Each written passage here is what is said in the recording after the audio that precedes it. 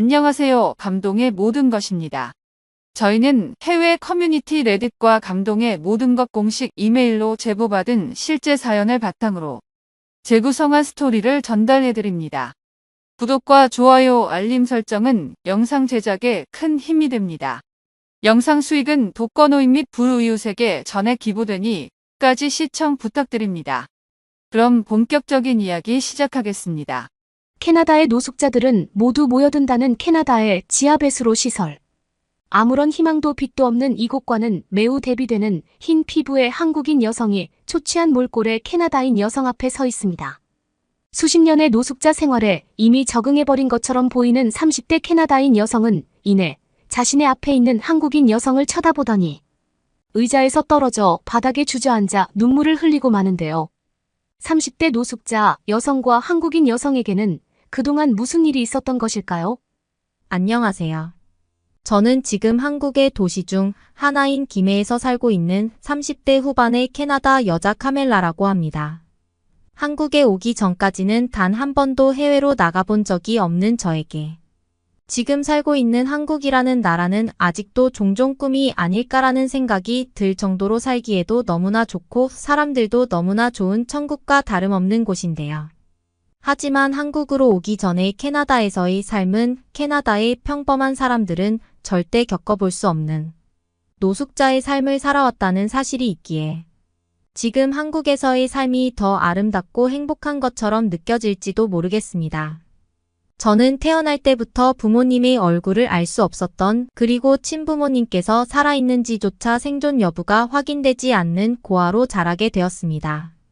아직도 기억나는 어린 시절의 삶을 떠올려 본다면 항상 저는 저와 비슷한 고아원 친구들과 캐나다의 한 보육원 시설에서 지내고 있었고 엄마와 아빠라는 개념조차 모를 때부터 그곳에 있던 선생님을 그저 부모로 생각하고 살아온 어떻게 보면 그저 그런 평범한 보육원 고아 가정의 아이였죠. 하지만 그때 당시에는 저와 비슷한 친구들과 24시간을 함께 지내며 그저 평범한 장난감 놀이를 해도 웃음이 나던 행복한 시기였기에 저는 고아라는 불행한 생각은 별로 떠올리지 않은 채로 8살의 나이까지 성장할 수 있었습니다. 그런데 이상하게도 그러한 나이가 되니 저의 주위에 있던 보육원 친구들이 하나둘씩 입양을 원하는 가족에게로 떠나버리며 저의 주위에 항상 있던 고아원 친구들이 점점 줄어드는 불행한 상황이 시작되더군요. 무려 20명 이상의 고아원 친구들이 저와 함께 생활하고 지내고 있었지만 정신을 차리고 주위를 둘러보았을 때는 저와 몇몇의 아이들만 고아원에 남아있을 뿐 대부분의 친구들은 다른 입양을 원하는 가정으로 돌아가 새로운 삶을 살고 있었습니다.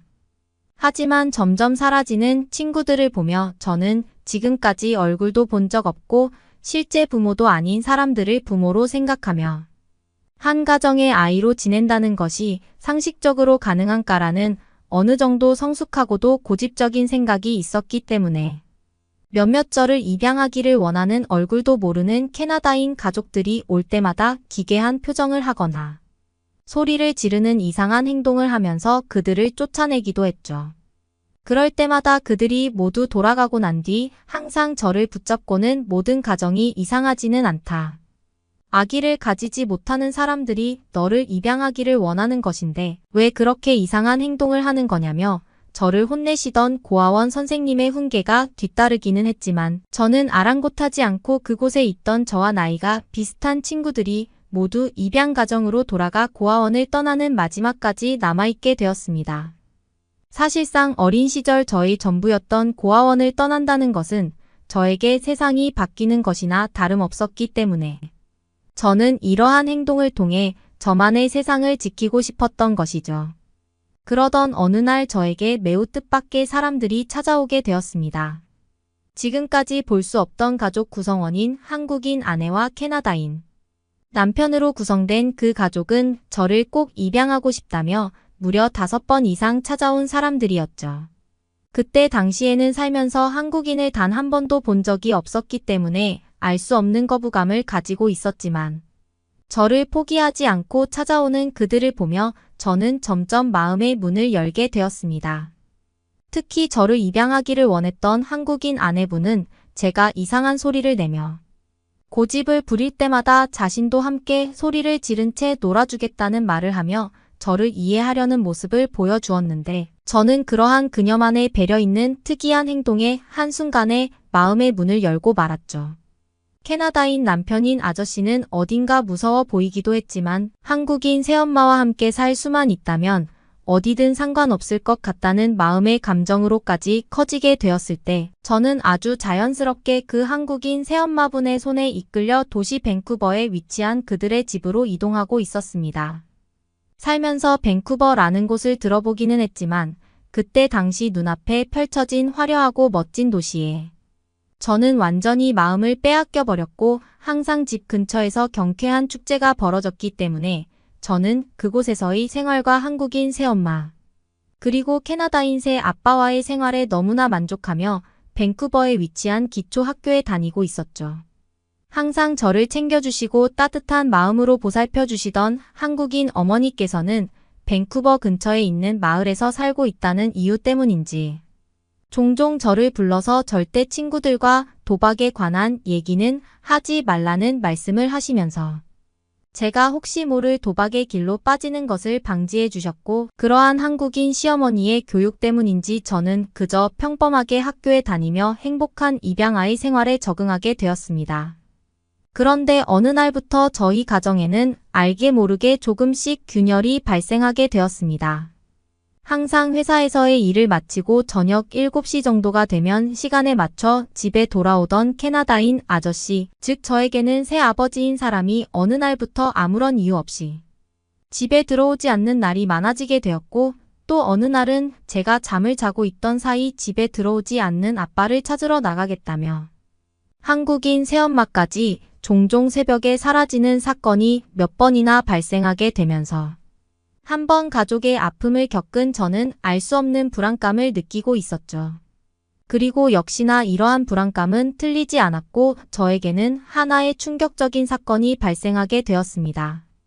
그날도 여느 때와 다름없이 학교에서의 수업을 모두 끝내고 집으로 돌아왔는데 어째서인지 항상 저를 반겨주시던 한국인 새엄마는 물론 캐나다인 새 아버지도 보이지 않더군요. 몇 번 그런 일이 있었던 터라 저는 여느 때와 다름없이 혼자 저녁을 챙겨 먹고 몰려오는 피곤에 잠깐 잠이 들게 되었습니다. 그렇게 얼마나 자게 된 것인지 파악조차 되지 않을 새벽 시간. 저는 급작스럽게 몸이 붕 뜨는 듯한 느낌이 들어 잠에서 깨게 되었죠. 정신을 차려보니 저는 앞이 보이지 않는 작은 상자 속에 들어가 있었고 누군가 그 상자를 들고는 어딘가로 엄청나게 뛰고 있는 것이 느껴졌습니다. 상자를 빠져나가기 위해 애를 썼지만 그때 당시 너무나 충격을 받았던 탓인지 몸이 제대로 움직여지지 않았고 상자 또한 일반적인 종이 상자가 아닌 무언가 금고 형식의 상자인지 전혀 움직여지지가 않았죠. 제가 들어가 있던 작은 상자는 엄청나게 흔들리며 꼭 누군가가 상자를 들고 뛰고 있는 것 같았고 그렇게 몇 분이나 지났을까 생각이 들던 시점에서야 저는 바닥에 내려지게 되었습니다. 상자에 있는 작은 숨구멍 같은 곳으로 바깥을 둘러보았으나 너무 어두워서 아무것도 보이지 않았고 너무나 무서운 상자 밖 사람들의 기괴한 소리 때문인지 저는 잠시 어린 나이에 정신을 잃고 말았죠. 그리고 다시 눈을 떴을 때 저는 밴쿠버의 지하 노숙자 시설에서 눈을 뜨게 되었습니다. 지하도의 터널 밖으로는 화려한 불빛이 가득했지만 제가 눈을 뜬 그곳은 춥고 습하면서도 수십 명의 노숙자들이 함께 사는 그런 암울한 곳이었죠. 눈을 뜬 순간 그 어린 나이에 저는 한국인 새엄마와 캐나다인 아버지, 입양 가족에게 버려졌다는 사실을 곧바로 알아차릴 수 있었습니다. 결국 저는 인생에서 무려 2번이나 가족들에게 버림받는 어떻게 보면 특별하다고 할 수 있는 황당한 인생의 중심에 놓여 있었던 것이죠. 하지만 그러한 지하 노숙자 시설에 저와 같은 어린아이는 처음이었는지 제가 눈을 뜬 것을 알아차린 그곳의 노숙자분들은 한 걸음에 저에게 달려와 몸이 어디가 아픈 곳은 없는지, 왜 상자에 들어가 있었는지 이것저것 물어보시면서 저에게 따뜻한 밀가루 죽과 빵을 주셨습니다. 얼핏 보면 초췌한 몰골의 무서움을 느낄 수 있었겠지만 이미 가족에게 2번이나 버림받은 탓인지 저는 그곳에 있던 밴쿠버 지하도 노숙자분들의 손길이 매우 따뜻하게만 느껴졌죠. 그곳의 노숙자분들은 제가 들어있던 상자에서 하얀색의 팔찌와 저의 이름이 적힌 종이 그리고 알 수 없는 언어로 적혀져 있는 작은 쪽지 같은 것을 발견했다면서 저에게 건네주었고 저는 그때 당시 그것이 한국어라는 생각조차 가지지 못한 채 팔찌는 손에 착용하고 종이들은 전부 불에 태워버리고 말았죠. 그렇게 저는 그곳 밴쿠버의 지하시설에서 20년이 넘는 세월을 노숙자의 신분으로 성장하게 되었습니다. 지금 생각해 보아도 어떻게 그곳에서 버텨왔는지 잘 상상이 되지 않을 정도로. 저는 여자라는 성별을 가진 어린 학생일 때부터 거친 노숙자들과 밴쿠버의 지하에서 살아나가는 것을 직접 깨달으며 아무런 꿈도 희망도 없는 노숙자의 삶을 살아나가게 되었죠. 그래도 그때 당시 그곳에 있던 한 노숙자 아저씨께서 너는 아직 나이가 어리니 절대 노숙자로 사는 삶을 계속 살아나갈 생각을 해서는 안 된다면서 저를 노숙자들이 밥을 먹던 밴쿠버 근처에 작은 무료 급식소에서 일할 수 있게 도와주셨고 저는 그 무료 급식소에서 밥을 퍼주거나 청소를 하는 직원으로 지낼 수 있었죠. 제가 일을 하던 그 급식소는 매우 특이하게도 한 한국인 아저씨가 사장으로 운영을 하던 곳이었는데 어린 나이에 노숙자로 살며 주말마다 급식소로 와서 일을 하는 저의 모습을 특이하게 생각하셨는지 어느 날은 저를 붙잡고 저에 대한 신상을 물어보셨고 저를 그곳으로 데려온 노숙자분들과도 대화를 나누시더군요. 저의 딱한 사정을 알게 되신 그 한국인 아저씨께서는 이제 더는 밴쿠버 지하에 있지 말고 급식소 내부에 있는 직원 휴게실에서 지내라는 편의를 제공해 주시는 것은 물론 저를 마치 딸처럼 대해주시며 저희 얼어붙었던 마음을 녹여주셨습니다. 하지만 이미 가족에게 2번이나 버림받은 저였기에 저를 거두어주고 키워준 또 다른 가족인 밴쿠버 지하에 있던 노숙자 부모님들을 떠나고 싶지 않았고 그렇게 저는 평일에는 급식소에서 일을 하며 그곳에서 지내고 주말에는 꼭 밴쿠버 지하시설로 돌아가 저를 상자에서 꺼내준 노숙자분들에게 급식소에 남은 음식을 나눠주고 지하도에서 함께 생활하는 2개의 삶을 살아가게 되었죠. 그렇게 저는 밴쿠버 지하도에서의 노숙자로 사는 삶과 한국인 아저씨가 운영하는 무료 급식소에서의 직원으로서의 삶, 2가지를 공존하며 무려 30년이 넘는 세월을 버텨오게 되었습니다. 저를 거두어준 밴쿠버 노숙자분들도 함께 나이를 먹으며 제가 30대가 넘는 나이가 되었을 때인 어느 날 밴쿠버 지하도에 있는 저만의 작은 공간에 앉아 있는데 한 여성이 제 앞에 서더군요. 한눈에 보아도 지하도의 노숙자 시설과는 어울리지 않는 그 여성은 흰 피부의 한국인 여성이었습니다. 아무런 말 없이 5분 동안 제 앞에서 저를 쳐다보던 그녀는 한 장의 편지와 함께 흰 색깔의 팔찌를 꺼낸 뒤 카멜라라는 제 이름을 말하더군요. 얼떨결에 그녀가 건네준 편지를 천천히 읽어내려가던 중 저는 큰 충격을 받고 말았습니다. 이제는 저의 기억 속에 사라져 있던 30년 전. 저를 밴쿠버 지하도에 버리고 간 한국인 입양 어머니의 편지였죠. 그곳에는 저를 밴쿠버 지하도에 버릴 수밖에 없었던 이유인지 변명인지 모를 하나의 글이 적혀 있었습니다. 그때 당시 한국인 어머니와 함께 살고 있던 캐나다인 새아버지는 밴쿠버의 심각한 도박 상술에 걸려 몇십억 대가 넘는 빚이 생기게 되었고 결국 캐나다의 한 조직에서 돈을 빌린 캐나다인 새 아버지는 그 돈마저 갚지 못해 그때 당시 8살의 어린 아이였던 저를 조직에 팔아넘기려 했다는 사실이 적혀 있더군요. 아저씨의 휴대폰을 우연히 보게 되어 이 사실을 알게 된 한국인 어머니께서는 조직원들이 직접 제가 살고 있는 집을 찾아오기 전 저를 지키기 위해 밴쿠버 지하도에 버리게 되었던 것이었고 혹시 조직들이 아버지를 이용해 저에 대한 신상을 알아내고 찾아올까봐 기존 입양 절차를 진행해 남아있던 신상 주소마저 삭제시킨 뒤 강제적인 파양 처리를 했다는 기록을 남기기 위해 저를 버릴 수밖에 없었던 것이었습니다. 그리고 그 편지의 끝에는 자신 또한 한국의 성유리라는 딸이 하나 있는데 아마 모든 상황이 잘 처리되고 맞아떨어지게 된다면 수십 년 후 성유리라는 사람이 저를 찾아오게 될 것이라며 미안하다는 말이 적혀 있었죠. 저를 버렸다는 모든 사실이 100% 이해되지는 않았지만 저는 편지를 읽어내려가면서 알 수 없는 눈물을 흘렸고 왜 이제서야 라는 말만을 반복하면서 오열할 수밖에 없었습니다. 또한 제가 더욱 놀랐던 것은 한국인 어머니께서 저를 밴쿠버 지하도 시설에 놔두고 가기 전 그곳의 노숙자분들 그리고 저를 또 다르게 돌봐주신 밴쿠버 근처 급식소를 운영하는 한국인 아저씨에게도 저에 대한 얘기를 해놓고 자기 대신 저를 보살펴달라며 모든 부탁을 해놨던 것이었죠. 모든 사람이 저에 대해 이러한 사실을 말해주지 않았다는 것에 화가 나기는 했지만 만약 조금이라도 어린 여자아이가 밴쿠버 지하도에 있다는 소문이 나게 된다면 저를 결국 찾아냈을 밴쿠버의 사채업 조직원들을 생각하니 이해가 되기도 했습니다. 그리고 모든 편지를 다 읽은 그 순간 제 앞에 있던 한국인 여성은 자신의 이름이 성유리라는 말과 함께 지금은 세상을 떠나신 어머니가 저와 자신의 이름으로 유산을 남겨두고 갔다면서 저와 똑같은 모양의 팔찌를 들어 올린 채 자신과 함께 이제는 한국으로 돌아가자며 저를 따뜻하게 안아주더군요. 거짓말 같은 저의 인생에 저는 그 성유리라는 저를 입양한 한국인 새어머니의 딸과 함께 미친 듯이 껴안은 채 웃으며 울었습니다. 그리고 그때로부터 3년이라는 시간이 지난 지금 저는 저의 유일한 가족이자 여동생인 하윤이와 함께 김해에서 살아가고 있습니다. 저의 이러한 소식이 밴쿠버에서 소문이 난 이후 몇몇 조직원들이 지하도 시설에 저를 찾아왔다는 사실을 그곳에 있던 급식소 한국인 아저씨를 통해 듣기는 했지만 이미 그때 당시에 저는 그곳을 떠난 이후였죠.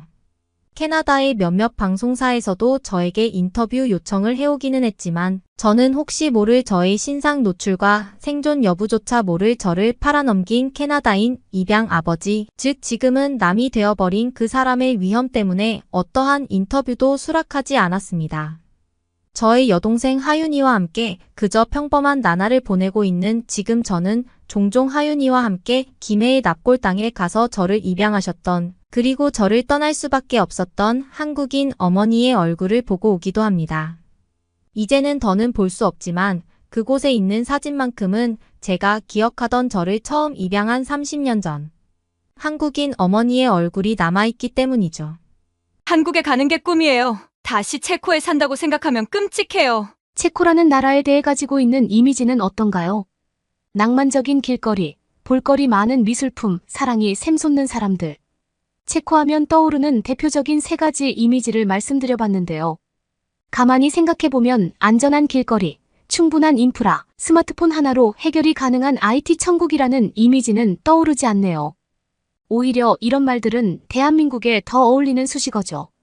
오늘 소개해드릴 사연은 체코의 낭만적인 삶을 꿈꾸었던 체코. 시골 출신의 소녀가 프라하의 학교로 진학을 하면서 그 꿈을 이루었다가 이내 곧 실망하는 마음을 가지게 되었고 머지않아 한국이라는 나라를 경험한 뒤 머리를 강하게 한 대 맞은 것과 같은 충격을 받았다고 합니다. 그리고 한때 프라하 지행을 꿈꾸었던 그녀가 이제는 화려한 서울 라이프를 즐기고 싶다는 꿈을 꾸게 되었다고 하는데요. 그녀가 겪은 일들이 무엇이 있었는지 지금부터 사연 만나보시죠. 저는 체코 출신의 에일리라고 합니다. 전 세계에서 생각보다 많은 사람들이 체코에 대해서 환상적인 이미지를 가지고 있다는 것을 알고 있어요. 이런 좋은 이미지 때문에 체코는 세계에서 가장 관광객이 많이 찾아오는 나라입니다. 유럽 사람들은 이미 체코를 몇 번 다녀간 사람들이 많이 있고 대단한 환상을 가지고 있는 사람이 별로 없지만 오히려 먼 대륙에서 온 사람들이 특히 체코 더 깊게는 체코 프라하의 환상을 가지고 있는 경우가 많습니다. 좋은 기분으로 체코에 방문했다가 기분 좋은 경험만 하고 돌아가는 사람도 있겠지만 오히려 체코 프라하의 생각보다 좋지 않은 환경과 불쾌한 경험을 하는 경우도 많은 것으로 알고 있어요.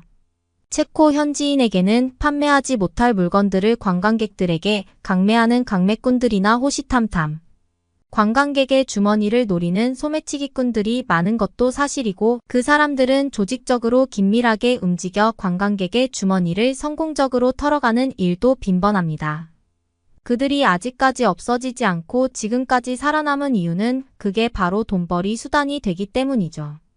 강매꾼들이 무서워서 억지로 물건을 사는 관광객, 그리고 혼란스러운 길거리에서 각종 전력과 전술로 관광객의 돈을 강취하는 소매치기꾼들, 체코에서도 없애겠다고 말로만 되풀이하고 있지만 정말로 철저하게 단속을 한다면 그 사람들이 체코 현지를 대상으로 다른 범죄를 할 수도 있는 우려 때문에 생각처럼 강하게 단속할 수도 없는 실정이죠. 그리고 관광객에게 생각보다 친절하지 않은 프라하의 주민들도 많이 있기 때문에 저는 그래서 관광객들에게 프라하에 대해서 너무 환상을 가지지 말라는 말을 꼭 하고는 합니다. 큰 기대가 오히려 더 큰 실망감을 낳는 법이니까요. 사실 제가 체코 프라하에 많은 실망을 했던 사람 중 한 명이었거든요. 저는 프라하와는 차로 6시간을 쉬지 않고 달려야 나오는 작은 소도시 출신이었거든요. 대학을 프라하로 진학하는 바람에 프라하에서 거주하는 꿈을 이루었던 적이 있습니다. 별 볼 일 없는 시골 마을에서 수도 프라하는 마찬가지로 환상의 도시였고 그곳에서는 모든 것이 가능하고 모든 것이 낭만적인 장소라는 생각을 가지고 있었어요. 저뿐만 아니라 제 또래의 많은 학생들이 다 그러했습니다. 방학 때 프라하에 놀러 갔다 오는 친구가 생기면 프라하 사람들은 정말로 예쁘고 잘생겼는지, 다들 하나같이 멋쟁이인지 이런 것들을 질문하고는 했어요. 그리고 다들 공부를 열심히 해서 프라하에서 대학을 다니고 싶다. 또는 프라하에 취직해서 프라하에서 살고 싶다라는 생각을 가지고 있습니다. 물론 제가 살던 시골 마을과 다르게 프라하에서는 더 많은 인프라들이 있고 돈이 모이는 곳이기 때문에 기회가 많은 것도 사실이죠. 하지만 사람이 많이 보이고 도시화가 되면서 외국인 관광객을 상대로 나쁜 짓을 꾸미려는 사람들이 있는 것처럼 내국인들을 상대로 나쁜 짓을 꾸미려는 사람들도 있고 게다가 밤거리 불완전한 치안은 오히려 시골만도 못한 상황을 만들어버리고는 하죠.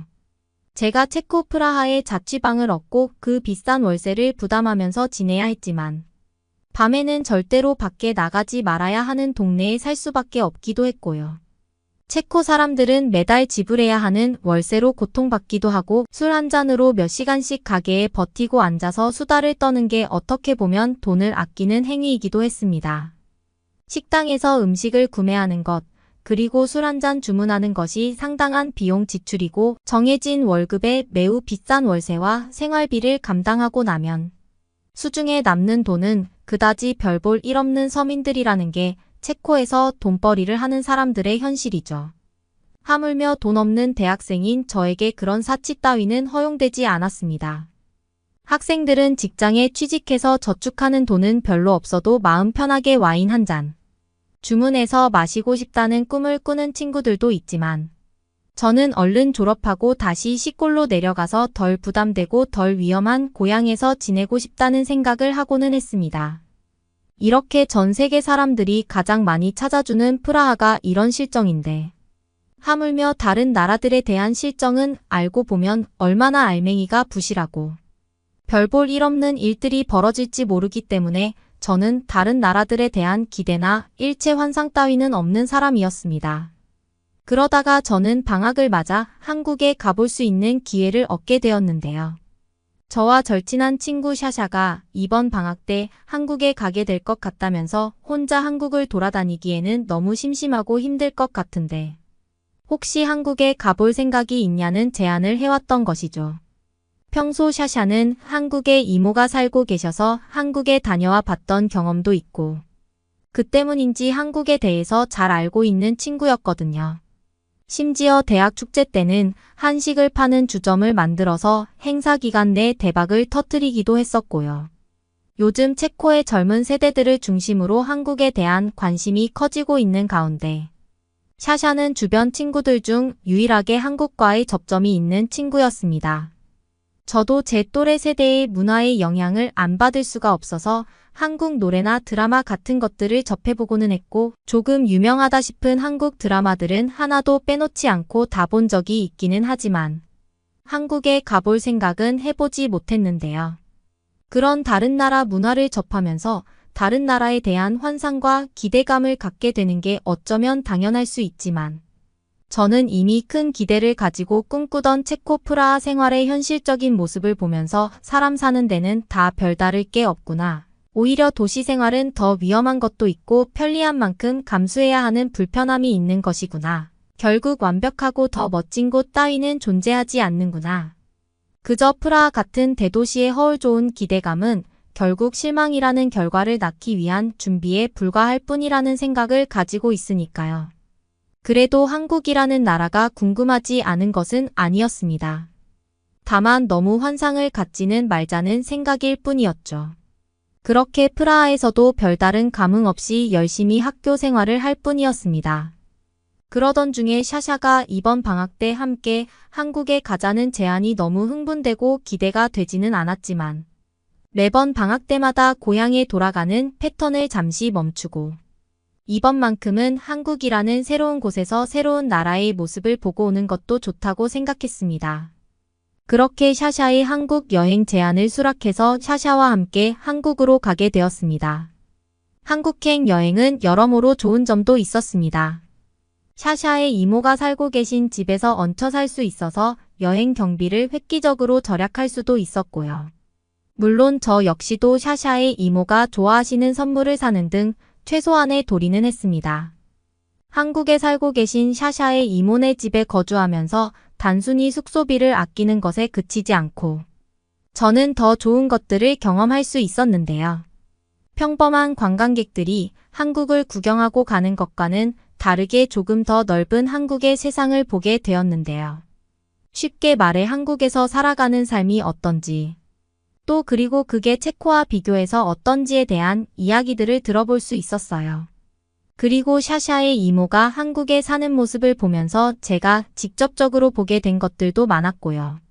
그래서 저는 다른 관광객들이 보고 가는 허울 좋은 한국의 화려한 모습을 보는 게 아니라 한국에서의 삶은 과연 내가 살고 있는 프라하와 어떻게 다른지, 그리고 한국 사람들은 어떤 방식의 생활 습관이 있는지 더 자세히 볼 수 있는 기회가 될 수 있다고 생각해서 이 한국 여행에 큰 흥미를 가지게 되었습니다.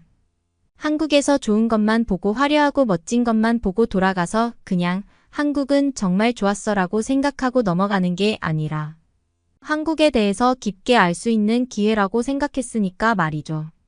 단점이 있다면 그것 또한 모른 채 하지 않고 보고 가려고 했습니다. 많은 선진국들이 다들 그러하겠지만 한국에서도 마찬가지로 집값이 문제라고 하더라고요. 집을 구매하기 위해서는 너무나 큰 부담이 된다고 말이죠.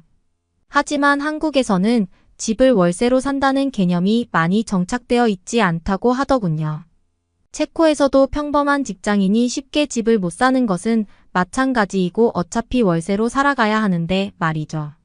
그래서 체코에서도 집 구매를 포기하는 사람들이 아주 많죠.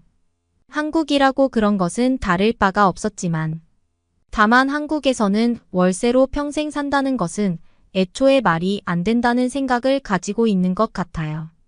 무조건 집을 사야 하고 집을 사지 않으면 안 된다는 생각 같은 것은 체코 사람들과 마음가짐이 많이 다르다는 점을 알게 되었습니다. 하지만 객관적으로 어차피 사지 못할 집, 월세 부담이 체코와 비교할 수 없을 만큼 적은 한국의 상황이 훨씬 더 좋아 보였습니다. 체코에서 비슷한 입지 비슷한 규모의 방, 2칸이나 1칸짜리 방을 얻으면 한국에서 월세를 지불하는 게 더 저렴했고요. 체코 직장인들이 다들 그렇듯 엄청난 월세 때문에 월급의 아주 많은 부분을 주거비로 지출하는 상황과 비교하면 솔직히 한국이 더 좋아 보이는 상황이기는 했어요. 게다가 한국에서는 다른 나라에는 없는 또 다른 보증금 제도가 있다고 하니 그걸 활용하면 달에 들어가는 주거비는 한국이 더 덜 들고 집의 질도 훨씬 더 쾌적하고 좋다고 느꼈습니다. 내가 집을 꼭 사야겠다고 생각하지 않는 체코 사람들이 한국에 와서 월세를 지불하며 거주하게 되면 아마 큰 만족을 할 것 같다는 생각이 들기도 했습니다. 게다가 한국에서는 어디를 돌아다니던지 무료 와이파이가 가능했습니다. 너무나도 충격적이었던 것은 지하철에서 빵빵하게 터지는 무료 와이파이는 정말로 충격적이었습니다. 안 그래도 저렴한 한국의 지하철 요금에 한번 놀란 상태였는데 그 비용 안에 와이파이까지 제공된다니요? 이건 정말로 말도 안 되는 일이라고 생각했어요. 제가 만약 한국 사람이라면 저렴한 통신 요금제를 사용하면서 데이터가 필요할 때마다 와이파이를 접시켜서 통신비 요금을 획기적으로 줄일 수 있겠구나 싶은 생각이 들었습니다. 내가 조금 부지런하면 생활비를 아낄 수 있다는 것이죠.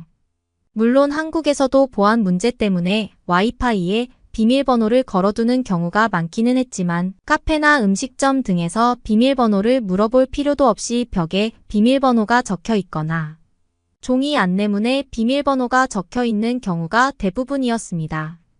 이마저도 원래 한국에서는 비밀번호를 걸지 않았는데 이걸 악용해서 외부에서 해킹 시도를 한다던가 못된 짓을 하는 사람들이 뉴스에 나오기 시작하고 가게 사장님들은 보안에 신경을 쓰지 않으면 안 되겠구나 생각해서 비밀번호를 걸어두었다고 하더라고요. 또한 손님들도 무료 개방 와이파이는 보안에 문제가 있다고 생각해서 비밀번호가 걸려져 있는 와이파이를 선호하고 있다며 한국 사람들은 와이파이 비밀번호를 나만 쓰기 위해서 걸어놓는 게 아니라 모두가 안전한 마음으로 만족하면서 쓸 수 있도록 비밀번호를 설정해 놓는다는 것이었죠. 체코에서는 카페나 식당에서 와이파이를 제공하지 않는 경우는 허다하고 심지어 그 와이파이를 사용하고 싶으면 요금을 지불한다던가 또는 아주 느린 속도로 제공을 받는 경우가 일반적인 것과 비교해서 한국 사람들은 이런 사소한 것에 아까워하거나 까탈스럽게 굴지 않는다는 것은 저에게는 또 다른 충격이었습니다. 여러모로 한국이 좋았고 한국에서의 삶이 더 쾌적하지 않겠나는 생각이 들었습니다. 그리고 한국의 대중교통 체계는 거미줄처럼 얽혀 있어서 내가 가고자 하는 목적지가 있으면 대중교통의 손길이 닿지 않는 사각지대는 존재하지 않더군요. 게다가 거미줄같이 빈틈없이 얽혀있는 이 대중교통 체계를 체코의 반도 안 되는 가격으로 누릴 수 있다는 사실은 저에게 또 한 번의 감탄을 하게 만들었습니다. 저는 프라하의 평범하고 일반적인 직장인이지만 한국에서 저와 같이 평범한 직장을 다니는 사람이 있다면 그 사람은 저보다 분명히 더 저축을 많이 할 수 있지 않을까 하는 생각이 들기도 했습니다. 저는 아무리 노력해도 한 달에 일정 금액을 남겨서 돈을 모은다는 개념이 불가능한데 한국에서는 그런 것들이 가능하지 않을까 생각되기도 했는데요. 한국에서는 쉽게 돈을 관리하고 내 사용 내역을 곧바로 알 수 있는 핸드폰, 어플들이 정말 많다는 것을 알았기 때문이에요. 한국에서는 은행 점포가 매우 빠른 속도로 없어지고 있다고 합니다. 그 속도는 세계에서 가장 빠르다며 예전에 뉴스 기사를 본 것도 기억이 나는데요. 요즘 평균적으로 한국 사람들은 은행에 방문하는 일이 연 1회가 되지 않을 만큼 한국에서는 은행에 가서 자신의 업무를 처리할 일이 매우 드물다는 것이에요. 모든 것들이 핸드폰 속 어플에 구현이 가능하고 내가 은행에 돈을 맡기고 이자를 받아가는 상품들 같은 경우 은행에 방문해서 꼭 수많은 서류를 작성해야 하고 보증서까지 챙겨야 하는 체코의 상황과는 다르게 한국에서는 손가락 몇 번 움직이면 내 돈을 은행에 안전하게 예치시킬 수 있고 핸드폰으로 이런 은행 업무를 처리했다고 해서 금융사고가 발생한다거나 불합리한 대우를 받는 일은 없다고 하더군요. 오히려 핸드폰으로 예금이나 적금을 가입하면 조금이라도 더 금리 우대를 해준다는 거예요. 제가 한국인이라면 인터넷 뱅킹 계좌로 내 돈이 들어오면 그 자리에서 그 돈의 일부를 이런 은행 상품에 가입을 하는 등 쉽게 내 돈을 모을 수 있는 계획을 할 수 있겠구나 생각이 들기도 했고요. 처음 한국을 깊게 바라보기로 생각하면서 장점도 있고 단점도 있다면 그런 것들도 철저하게 들여다볼 생각을 했지만 어째서인지 한국을 깊게 알아가면 알아갈수록 장점들만 발견하는 듯한 느낌이었습니다. 뿐만 아니라 일상 속 작은 편리함들도 많다고 느꼈는데요. 한국에서는 요즘 집열쇠를 가지고 다니면 조금 특이한 사람 취급을 받는다는 것을 알게 되었는데요. 요즘 한국은 과도기를 넘어서 아예 집열쇠를 가지고 다니지 않는 쪽으로 정착이 되었다고 했습니다. 샤샤 이모님 댁의 현관에도 비밀번호를 누르면 열 수 있게 되어 있었고 저는 샤샤 이모님이 그냥 멋으로 이런 것을 설치한 것이라고 생각했는데 알고 보니 한국에서는 그 어느 곳을 가더라도 비밀번호 잠금 장치가 일반화되어 있었고 열쇠로 문을 열어야 하는 문을 발견한 적이 없었거든요. 부동산 계약을 하고 집 열쇠를 받는 게 너무나 당연한 것이고 일상적인 체코와 달리 한국에서는 그 계약을 할 때 집 비밀번호를 알려준다고 생각하니 너무 신기하다는 생각이 들었고요. 열쇠를 분실해서 열쇠 수리공을 불러야 하는 경험을 한국인들은 해보지 않았을 것이라는 생각을 하면 또 신기한 마음이 들기도 했습니다. 가끔 음침한 눈을 가진 열쇠 수리공이 저희 집 문을 열어줄 때면 불안해서 다음날 다른 수리점에 방문해서 잠금 장치를 통으로 바꿔버리는 불쾌한 경험 따위도 겪지 않아도 될 것을 생각하니 왜 아직도 몇 년째 과도기를 겪고 있는 체코의 느린 속도가 답답하다는 생각까지 들기도 했습니다. 물론 제가 한국에 더 있다 보면 한국의 단점을 발견할 수도 있을 것이고 어쩌면 그런 것들이 한국에서 생활하는데 생각보다 신경 쓰이고 번거로운 문제가 될 수도 있겠죠. 하지만 반대로 생각해보면 제가 아직 발견하지 못한 장점들도 더 있을 수 있습니다. 한국을 여행하고 둘러보면서 그리고 한국 사람들의 라이프 스타일을 보면서 한국에서의 삶이 제가 그전에 꿈꾸던 프라하 지행의 삶이 아닐까 생각이 되기도 했어요. 화려한 도시, 편리한 시설, 북적이는 사람들 사이에서도 지켜지는 질서와 치안 같은 것은 제가 진정으로 꿈꾸던 모습과 흡사했거든요. 큰 기대 없이 방문했던 한국에서 오히려 저는 기회가 된다면 한국에서 살아보고 싶다는 생각이 들 정도로 말이죠. 언젠가 대학을 졸업하고 취직을 준비하면서 정말 기회가 된다면 한국에 거주해 볼 생각이 정말로 있는 상태입니다. 프라하의 상경을 꿈꾸었던 제가 실망을 하고 다시는 동경할 만한 도시는 없겠다고 생각했던 고정관념을 부숴버린 한국이라는 나라가 참 신기하기도 합니다. 저는 아직 한국 체류 일정이 많이 남아 있습니다. 그동안 한국을 더 살펴보러 다녀야 하기 때문에 이만 글을 마치겠습니다. 한국에 대해서 장점과 단점을 더 발견하게 되면 또 글을 적을지도 모르겠네요. 한국의 서울 지하철 안역이 지하철을 타고 가는 독일 가족이 있습니다. 딸은 신나 보이지만 함께 가고 있는 부모님의 표정은 어딘가 불편해 보이는데요. 그때 우당탕 소리와 함께한 한국인 여학생이 쓰러지고 그곳으로 시선이 쏠립니다. 과연 그들에게는 무슨 일이 있었던 걸까요? 독일 여성의 사연입니다. 안녕하세요. 저는 독일 민헨에 살고 있는 메리골드입니다. 민헨은 독일에서 가장 공부하기 좋은 도시 중 하나입니다. 그래서 전 세계에서 유학생이 찾아올 만큼 명성이 자자하죠. 저의 남자친구 또한 민헨으로 유학을 하러 왔고 서로 좋은 마음을 가지고 5년째 교제를 이어가고 있습니다. 남자친구는 한국인이었어요. 그러던 중 국경이 막히면서 남자친구는 한국으로 돌아가게 되었고 저희는 어쩔 수 없이 떨어지게 되었습니다. 그러던 어느 날 아빠가 일본으로 출장 갈 일이 있다며 급히 일본행 비행기를 예매했습니다. 저희 부모님은 독일의 세계적인 자동차 회사에서 일을 하고 있어서 자동차 강국인 일본으로 출장 갈 일이 많습니다. 그래서 저도 부모님을 따라 일본에 갈 일이 많았어요. 이번에도 역시 아빠는 가족들에게 함께 가자고 제안했고 저는 그러면 한국에도 들르고 싶다고 강력하게 주장했어요.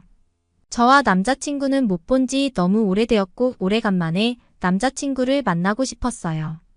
영상 통화만으로는 채워지지 않는 무언가가 있었어요. 저희는 그리움에 미칠 정도였으니까요. 하지만 저희 부모님은 평소 한국인 남자친구를 만나는 것도 달갑지 않아 할 정도로 한국을 싫어합니다. 한국인들은 너무 척한다는 이유였어요. 잘 사는 나라인 척 잘난 척 착한 척을 한다고요. 제가 아무리 한국인 남자친구를 예로 들면서 아니라고 해명해 봐도 전혀 듣지를 않았어요. 저는 혼자라도 한국에 가겠다고 말했고 결국 부모님도 제 손을 들어줄 수밖에 없었습니다. 단 부모님은 이틀 동안만 경유지로 한국에 머무르고 다음에는 일본에 가야 한다고 말했어요. 너무 아쉬웠지만 이틀이라도 어디냐는 심정으로 남자친구에게 곧장 그 사실을 알렸습니다. 남자친구도 정말 좋아하면서 부모님과 저에게 한국의 멋진 장소들을 소개해 주겠다고 약속했어요. 관광이 우선순위는 아니었지만 저도 한국에 처음 가보는 거여서 설레는 마음으로 여행만을 기다렸습니다. 부모님은 비행기 안에서도 이것저것 태클을 걸었습니다. 대한민국 국적기는 원래 이렇게 좁냐며 이상한 트집을 잡기도 하고 대한민국 사람들은 왜 독일에 저렇게 많이 방문하는 거냐며 투덜대기도 했습니다. 또 한국으로 향하는 비행기 안에 독일인이 적지 않게 타고 있었는데 대체 왜 독일인들이 한국까지 가는 건지 이해가 가지 않는다고 말하기도 했습니다. 저는 부모님에게 요즘 한국을 좋아하지 않는 사람들은 없다고 부모님이 많이 뒤처지는 거라고 알려주었어요. 하지만 듣지 않는 듯 했습니다. 이러나 저러나 저는 남자친구 얼굴만 보면 되었기에 부모님 반응은 신경 쓰이지 않았어요. 장시간 비행이 힘들게 느껴지지 않았습니다. 공항에 도착하니 남자친구가 마중을 나와 있었어요. 심장이 터질 것 같았어요. 국경이 막힌 후 실물을 오랜만에 보는 거였죠. 여전히 좋고 여전히 멋있었어요. 남자친구는 제 부모님을 처음 보는 거여서 긴장한 것처럼 보였지만 부모님은 힘들어했습니다. 너무 속이 상하더라고요. 아무리 그래도 제 남자친구인데 살갑게 대하지는 못하더라도 반가운 척은 할 수 있는 거잖아요. 저는 결국 화가 난 채로 부모님과 살짝 떨어져서 걸었습니다. 남자친구도 저희 가족의 눈치를 봤고요. 그 상황이 정말 싫고 숨 막혔습니다. 저희는 아무 말 없이 지하철에 탔어요. 한국 지하철은 실제로 처음 타보는 건데 신식이고 정말 깨끗한 거예요. 남자친구에게 한국 지하철은 원래 이렇게 다 깨끗하냐고 물어보자. 공항 철도여서 유독 더 깨끗한 거고 낡은 지하철도 많다고 대답해 주었습니다. 이미 그 말은 들리지 않을 만큼 저는 한국 지하철 구경에 빠졌습니다. 한국 지하철 노선은 신기했습니다. 노선도를 보니 종류가 다양했지만 한국에 처음 방문한 사람도 쉽게 탈 수 있을 정도로 질서정연했어요.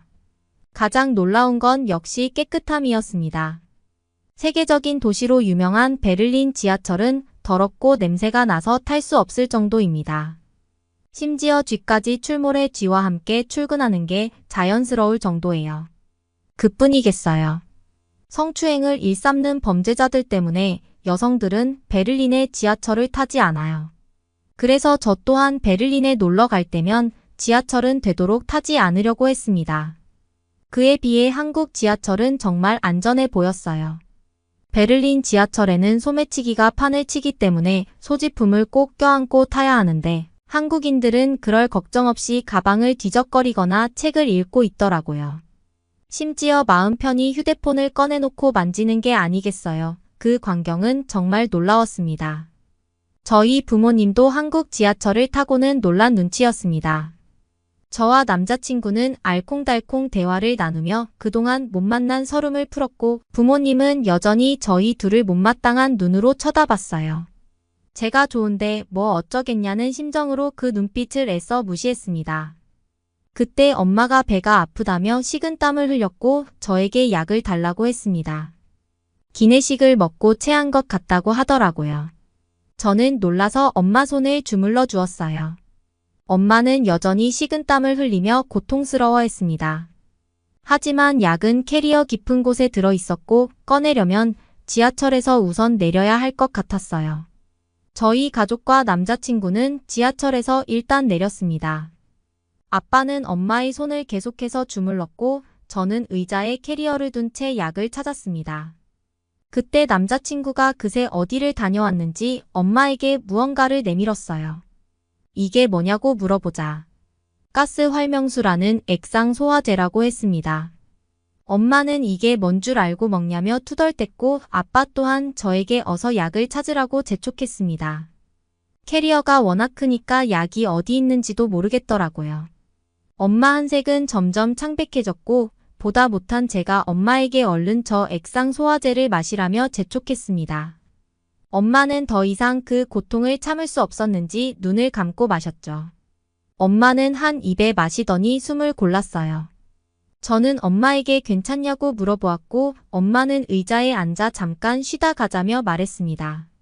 그렇게 10분 정도를 앉아서 쉬는데 엄마는 화장실에 가야겠다며 제 남자친구를 붙들고 화장실이 어디 있냐고 물어봤어요. 남자친구는 엄마를 데리고 개찰구 앞까지 가서 무슨 버튼을 눌렀습니다. 화장실에 가려면 개찰구 밖으로 나가야 하는 듯 했어요. 요금을 2번 내야 하는 건 아닌지 걱정이 되어서 그 모습을 지켜보는데 개찰구 옆 작은 문이 열리는 겁니다. 무임승차라도 하는 건 아닌지 걱정스러운 눈으로 개찰구만을 바라보며 엄마와 남자친구를 기다렸어요. 한참 후 엄마와 남자친구가 다시 그 문을 열고 들어오더라고요. 엄마 표정이 한결 편해 보여서 다행이었지만 여전히 돈을 내지 않고 지하철역 밖으로 나간 게 마음에 걸렸습니다. 저는 참다 남자친구에게 물어봤어요.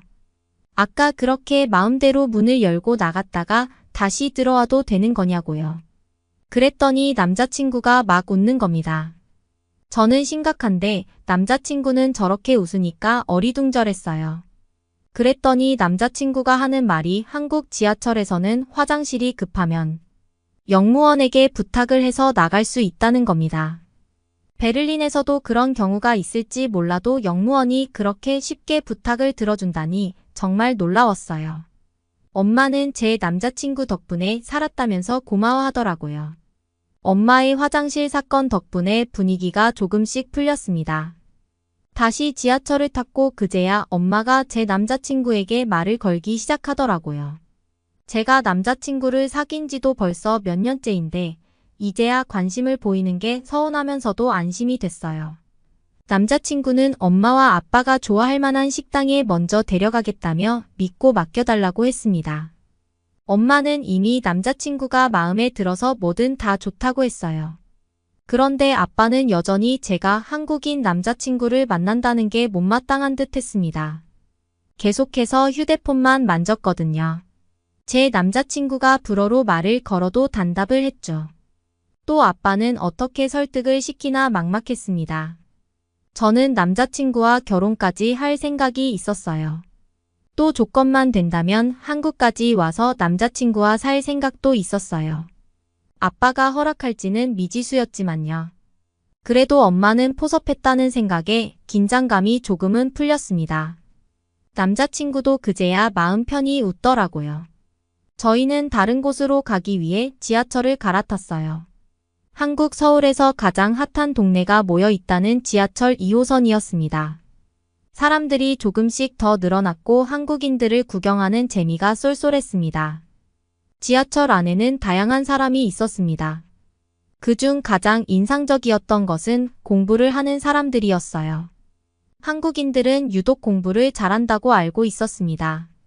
제 남자친구도 독일인들을 이기고 성적을 잘 받고는 했으니까요. 그런데 자리가 없어서 서서 가는데도 손에 책을 쥐고 있었습니다. 휘청거리면서도 책은 놓지 않더라고요.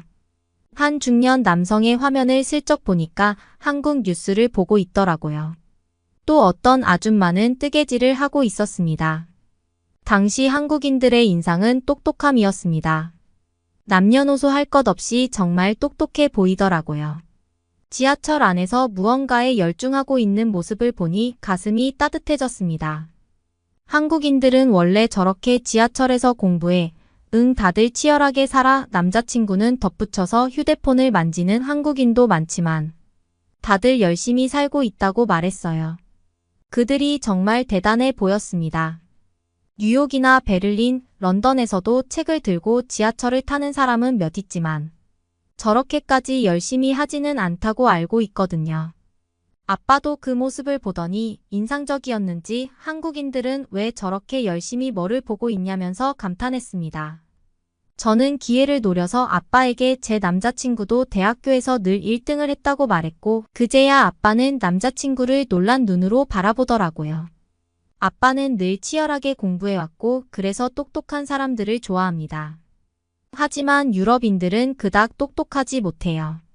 무언가를 열심히 공부한 것도 오래전 이야기고요. 그래서 아빠는 늘 무지한 유럽인들을 비판하고는 합니다. 그런 아빠가 지하철에서도 공부를 하는 한국인들을 보니 사랑에 빠진 거죠. 아빠는 제 남자친구의 어깨를 두드리면서 정말 멋진 나라에서 태어났다고 칭찬해 주었습니다. 저는 그 모습을 보고 웃었어요. 저희는 식당으로 가서 저녁을 맛있게 먹고 나왔습니다. 저녁 식사 내내 웃음이 끊이지를 않았어요. 그런데 엄마가 지하철을 또 타고 싶다며 지하철로 이동하고 싶다는 거예요. 엄마의 발언에 살짝 놀랐습니다. 엄마는 일평생 차 없이는 다니지 않는 사람이었고 독일 지하철도 그닥 좋아하지 않았어요. 아빠를 바라보자 아빠는 엄마가 좋다면 자기도 지하철을 타겠다며 적극 찬성했어요. 낮 시간대와 다르게 지하철 안에서 졸고 있는 사람이 꽤 많았어요. 그때는 저녁 시간보다 살짝 더 늦은 시간이었고 저희는 늦은 시간에 호텔로 향하고 있었거든요. 독일에서는 어떤 일을 당할지 몰라 지하철 안에서 졸면 안 된다는 생각으로 눈을 부릅뜨고 버텨야 합니다. 아무리 졸려도 참아야 해요. 그런데 한국인들은 마음 편히 고개를 숙이고 꾸벅꾸벅 졸더라고요. 그 모습이 정말 안전해 보였고 평화로워 보였습니다. 그때였습니다. 한 여학생이 퍽 소리가 나도록 머리를 박으면서 조는 거예요. 저의 시선은 당연히 그곳으로 쏠렸습니다. 하지만 그 여학생은 여전히 졸고 있었어요. 어지간히 피곤했나 보다 생각했죠. 지하철은 점점 중점으로 향하는 듯 보였습니다.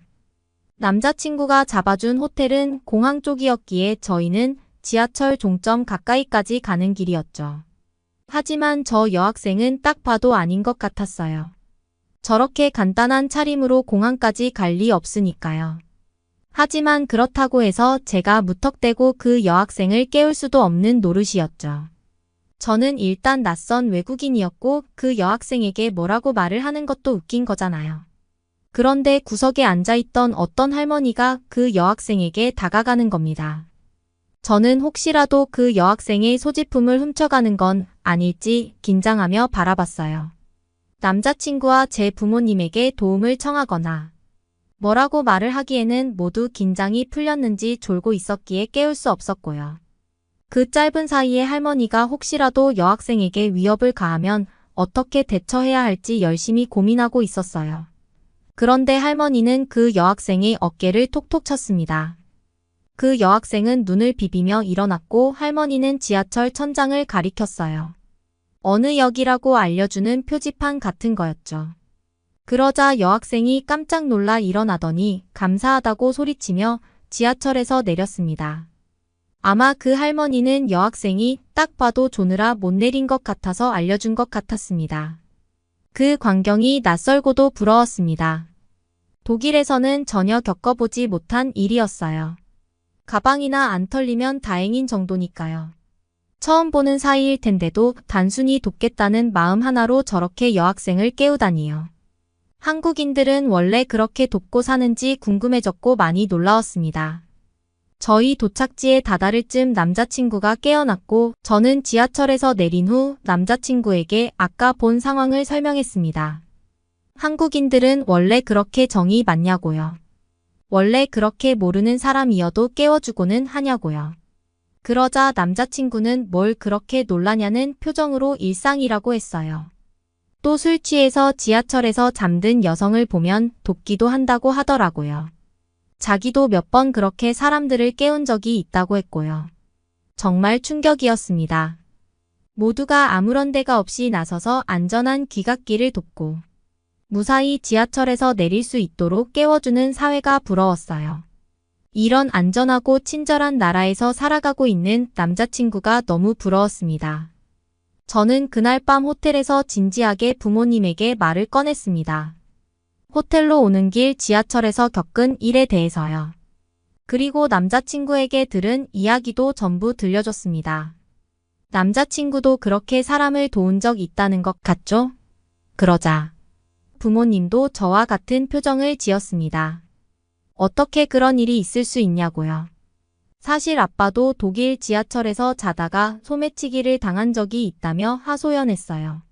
그 다음 털어놓은 사실이 더 충격적이었습니다.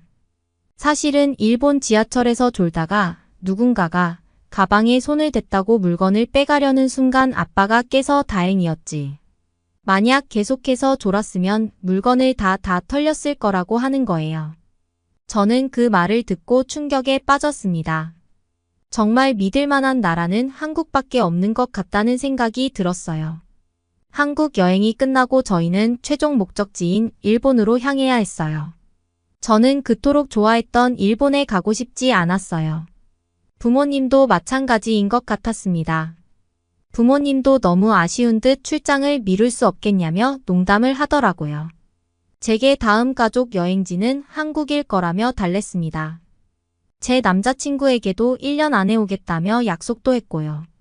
저는 남자친구와 또 떨어져야 한다는 생각에 너무 슬펐지만 멀지 않은 날에 다시 만날 걸 알기에 애써 밝게 인사를 했습니다. 남자친구와 떨어져야 한다는 사실도 아쉽지만 처음으로 방문한 한국을 이렇게 짧게 밖에 못 즐긴다는 사실이 가장 아쉬웠어요. 저는 독일에 돌아와 부모님에게 이야기를 꺼냈습니다. 한국에서 살아보고 싶다고 더 먼 미래에는 남자친구와 함께 한국에서 살고 싶다고 말을 꺼냈습니다. 그러자 부모님은 진지하게 고민에 빠졌어요. 일단 결혼은 너무 먼 이야기고 일단 1년이라도 살아보는 게 어떻겠냐고 제안했어요. 아빠는 남자친구가 마음에 드니 한국에 오는 걸 허락해 주는 거라고 말을 하기도 했고요. 먼 이야기지만 부모님은 남자친구와의 결혼을 허락해 주었고 각자 자리를 잡은 후 결혼하기로 약속했습니다. 한국이라면 저를 맡겨도 좋을 것 같다고 판단하신 듯 했어요. 한국에 가게 된다면 꼭 지하철을 타보세요. 그러면 한국인들의 새로운 모습을 발견할 수 있습니다. 저희 부모님처럼 한국의 안전하고도 친절한 모습을 알게 되는 사람들이 늘어났으면 좋겠습니다. 오늘의 사연은 여기까지입니다. 응원이나 남기고 싶은 말이 있으시면 댓글로 남겨주세요. 사연자분께 전달해 드리겠습니다. 저희 감동의 모든 것은 실제 사연 제보를 받고 있습니다. 채택되신 분께는 선물도 드리고 있습니다. 저희의 사연이 여러분의 하루의 작은 힘이 될 수 있었으면 좋겠습니다. 지금까지 한국의 감동적인 이야기를 전해드리는 감동의 모든 것이었습니다. 구독과 좋아요를 눌러주시면 영상 제작에 큰 힘이 됩니다. 감동적인 사연을 주변 사람들에게 공유하고 함께 이야기 나눠보세요. 끝까지 시청해주셔서 감사합니다. 더욱 더 좋은 영상으로 찾아뵙겠습니다.